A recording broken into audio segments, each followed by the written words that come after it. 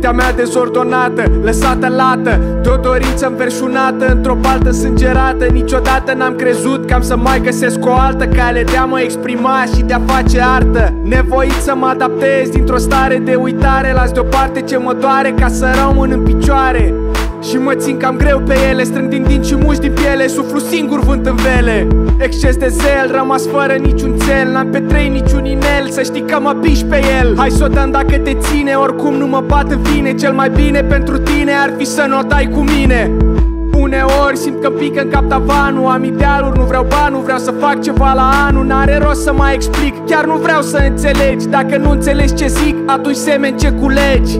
Cu treier zorii prin mii de momente răsfirate și alung norii cu mii de alerte încifrate. Fiul ororii, am mii de talente întruchipate, distrug orgolii cu mii de cuțite însângerate. Cu pleoapele îngreunate vreau să schimb ceva, cu mâinile împreunate rog pe cineva să mă ajute să fiu tare, să-mi opresc declinul, să mă ridice în picioare, să-mi urmez destinul. Nu îmi răspunde, însă sper că mă aude.